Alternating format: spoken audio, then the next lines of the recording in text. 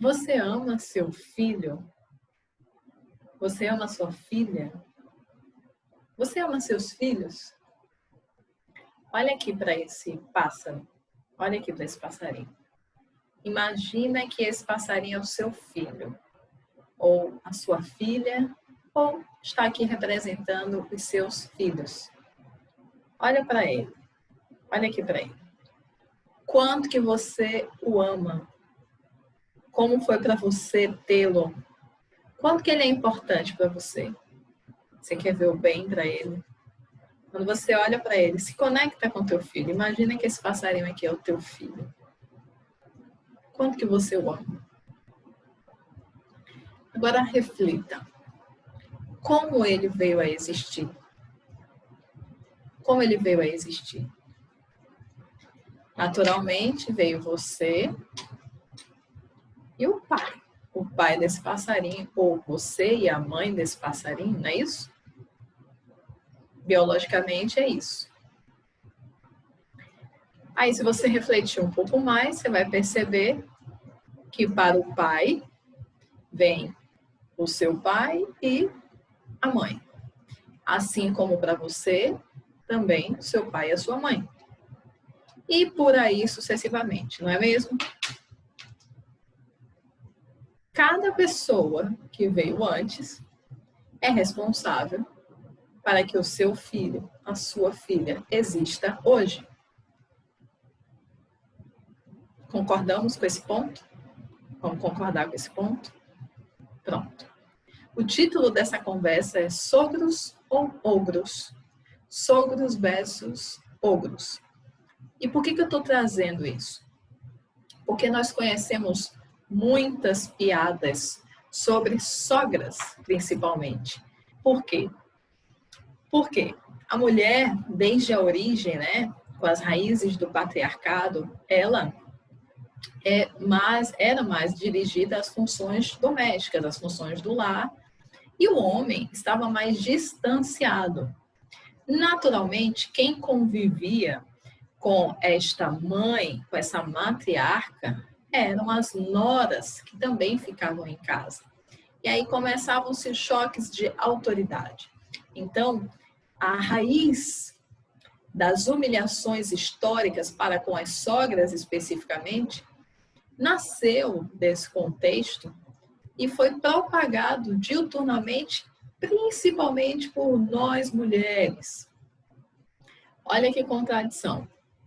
Então, esse convívio entre sogra e nora dentro de casa foi o seio dessa distorção, né? Foi o berço dessa distorção histórica que até hoje desemboca em piadas que você deve ter conhecido, né? Como, por exemplo, minha sogra está 10 quilômetros de distância daqui. Existe uma distância para que se possa manter da sua sogra. Não tão longe que ela venha com as malas, mas não tão perto que ela venha com chinelinho. Tem uma outra também. Castigo da bigamia ter 2 sogras. Tem uma outra também. Feliz foi Adão que não tinha sogra. Aviso funerário. Se sua sogra é uma joia, nós temos a caixinha. Olha que situação. Isso não é engraçado. Eu sei que você deve estar rindo nesse momento. Eu já ri muito disso antes de ter a minha primeira sogra. Embora na minha educação primária doméstica, eu tivesse o aprendizado, eu tive o aprendizado de que devíamos tratar os mais velhos com respeito, com honraria. Mas eu não entendia muito bem por quê, eu simplesmente fazia porque eu aprendi desta forma. Mas, de verdade, eu só vim aprender o valor de uma sogra quando eu tive a primeira. Então, eu utilizei aqueles conhecimentos sobre como tratar bem os mais velhos e fui compreendendo a importância daquela mulher e daquele homem para que eu tivesse a minha filha hoje, né, que é a Maria Eduarda. Então, o que se diz constantemente sobre sogra, principalmente, mas que também traz a ideia do sogro subjacente, voltando a dizer, não é tão forte porque na cultura patriarcal a mulher é que convivia com a sua nora dentro do lar, disputando o poder nas atividades domésticas e disputando o amor, né? Disputando o destaque. no coração desse marido e desse filho. Então, foi assim que veio essa situação.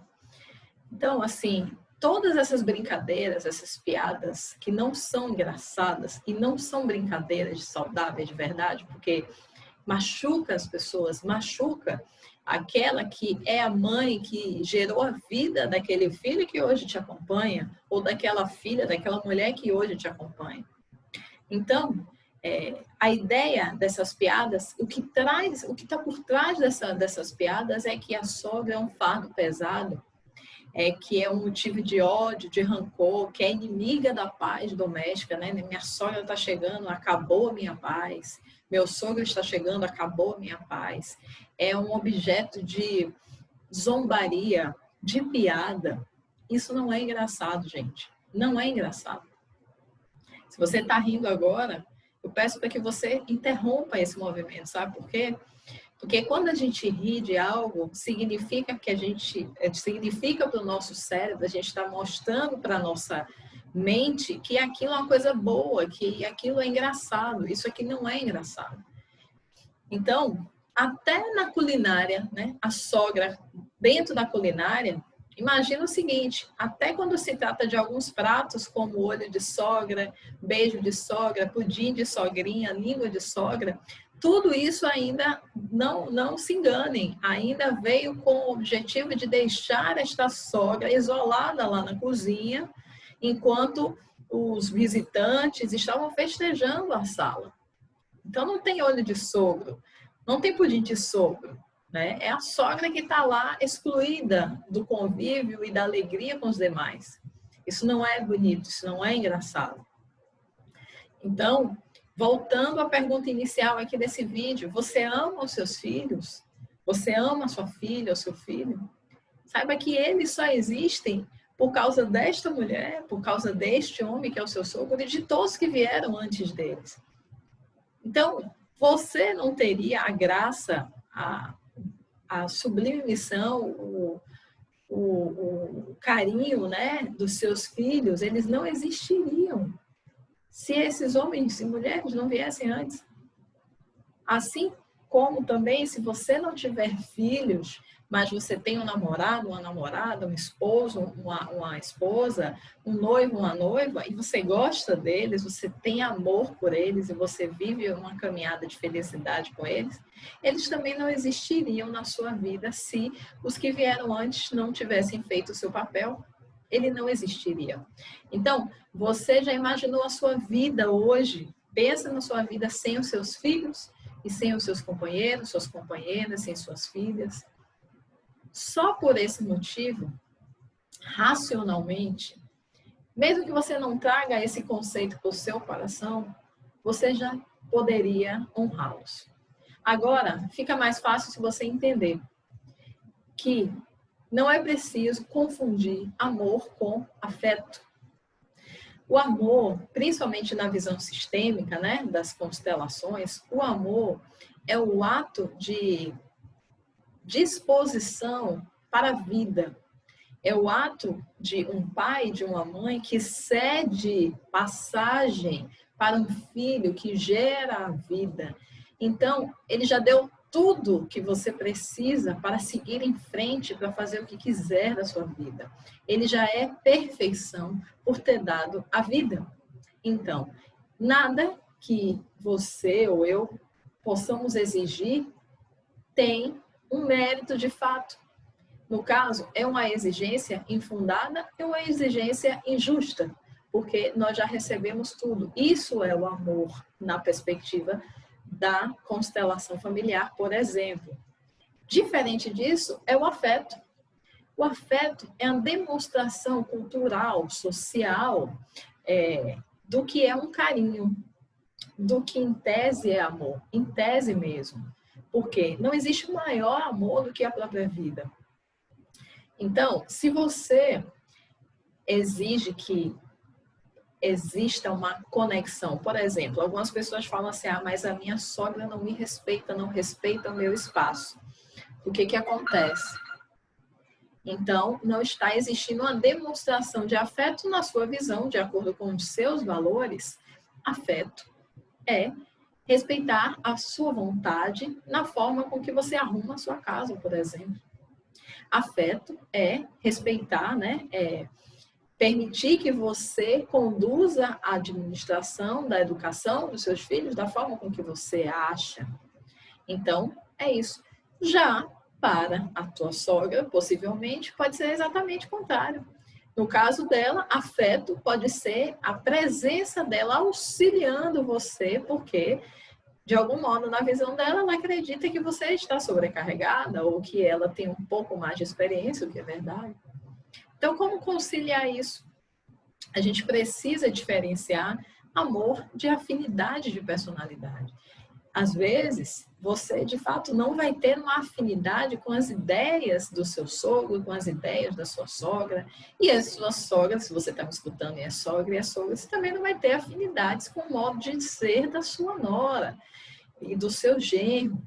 Por vezes você pode até dizer, meu Deus, não foi isso que eu sonhei para o meu filho, não foi isso que eu sonhei para a minha filha. Meu Deus, que decepção, o que eu fiz para merecer isso? O que eu fiz para ver meu filho passando por essa situação? E é compreensível, porque nós, como pais, queremos o melhor dentro do que a gente enxerga, que é melhor para os nossos filhos. Mas isso não tem a ver com o amor. O amor foi tudo que nós já fizemos por nossos filhos e, na perspectiva dos nossos filhos para com os pais, o amor é tudo que nós recebemos dos nossos pais. Então, a gente não precisa concordar com tudo que o outro pensa para amá-lo. Talvez a gente precise concordar para ter afinidade, ou para ter uma conexão, para ter uma convivência pacífica. E aqui eu vou deixar uma nota de bônus para a sua reflexão. Questões de convivência entre sogro, sogra, filhos, enfim. As mulheres disputam bastante, disputam muito mais esse lugar de poderio perante um lar do que os homens. Os homens são mais silentes com relação a isso. E, naturalmente, se o teu marido, por exemplo, a tua esposa, não tem uma comunicação com você que seja adulta, que seja madura, no sentido de que vocês resolvam as questões administrativas da vida de vocês, se a solução, a decisão, a administração, a direção da família de vocês não está nas mãos de vocês, isso significa que vocês precisam crescer, sair da fase lá da infância e da adolescência e entrar na fase adulta. Mas o que não deve acontecer é vocês culparem os seus pais por buscarem eles suprir a infância que está presente na sua prática. Porque aquele homem, aquela mulher que se comporta como criança, está chamando dos seus pais uma postura de cuidadores de criança. Então, de onde deve partir a prática de administração adulta da sua vida? É dos seus pais ou é de você? Reflita sobre isso. Porque é muito mais fácil dizer, a minha mãe não me deixou fazer isso, meu pai não me deixou fazer isso, a minha sogra se mete na vida do meu marido, a minha sogra se mete na vida dos meus netos, dos meus filhos, o meu sogro se mete na vida dos meus filhos. Mas e você, de fato, está tendo uma postura adulta e responsável? Você está bancando a sua família? Você está bancando as suas decisões? Você está pagando o preço para ser adulto, porque é um preço alto e poucas pessoas querem pagar esse preço. Não é fácil, não é da noite para o dia que se torna adulto, mas eu vejo muitos adultos de idade que têm uma postura diante da vida infantil e adolescente, exigindo que os seus pais os tratem como eles não se colocam, exigindo que os seus pais lhes deem autonomia e lhes deem independência, se desvincule deles, mas eles vivem solicitando dos pais socorro de criança. Na hora de tomar decisões de adulto, eles não tomam, delegam para os pais. Na hora de arcar com as consequências das más escolhas que eles fizeram, eles também delegam para os pais. Mas Na hora de decidir o que é confortável para eles, eles se dizem adultos e deixam os pais de fora. Então, o meu desafio aqui, a minha proposta é que você se examine, assim como eu me examino todos os dias, sobre você está sendo adulto para que os seus pais possam ser adultos com você, para que seus pais possam te tratar também como adultos. Você está bancando a sua vida adulta, a administração da sua família, do seu relacionamento, da educação dos seus filhos, da administração do seu trabalho. Você está fazendo isso? Porque se você está fazendo isso, é só uma questão de tempo para que seus pais também comecem a te tratar desta forma. E sob a perspectiva dos pais, você que é pai, você que é mãe, que você não está conseguindo ver seus filhos ou respeitar os seus filhos como adultos que são, se de fato forem, né? Eu estou falando aqui se de fato forem. Então, é hora de examinar-se. Examinar-se também quanto observar qual é o vazio que você está buscando preencher na vida, com a vida daquele filho que já cresceu. E olhar para esse ninho vazio, tal como esse passarinho aqui, porque o passarinho não foi feito para ficar preso no ninho, ele foi feito para voar. As asas foram criadas por você para que ele voe. Mas ele pode voar e ele pode retornar para o ninho para te visitar. Ele pode retornar em voos, né, numa revoada, ele pode estar com você de coração para todo sempre, presencialmente também, de um modo frequente, assim como vocês combinarem, porque esse laço, esse vínculo entre pais e filhos não se dissolve, mas ele se modifica. Para que este passarinho possa voar, ele vai precisar sair do ninho, ele vai precisar cair, ele eventualmente vai precisar se machucar, ele vai precisar buscar o próprio alimento, a própria minhoca, ele vai ter que sair dessa zona confortável que é o ninho. E você o fez para isso, senão você não faria com asas, né? No caso, sob a direção de Deus, que criou, né, a natureza de todas as coisas boas, ele foi feito com asas, esse passarinho. Então, o desafio que eu trago é para que nós nos honremos, honremos os nossos pais, honremos os nossos sogros, honremos todos que vieram antes de nós, que foi justamente a razão pelo qual estamos aqui.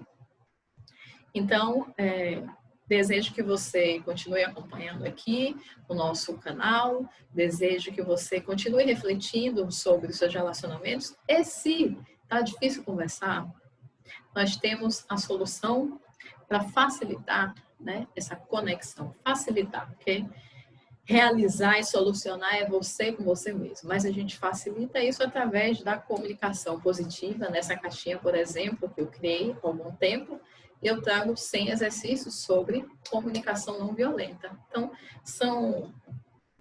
são ferramentas que facilitam aqueles que desejam, que querem se conectar de coração para coração com as pessoas que estão realmente cansados, exaustos, desgastados de terem que se defender no ambiente doméstico, de terem que se defender no ambiente de trabalho ou no ambiente social e que desejam simplesmente serem livres em seus relacionamentos, poder falar a verdade sem magoar o outro, poder ser quem é, mantendo a paz nesse ambiente de convívio. Primeiro consigo e depois com os outros. Fiquem com Deus, permaneçam com Deus e desejo que vocês tenham uma boa vida. Que encontrem tudo que estão buscando. Forte abraço e até já!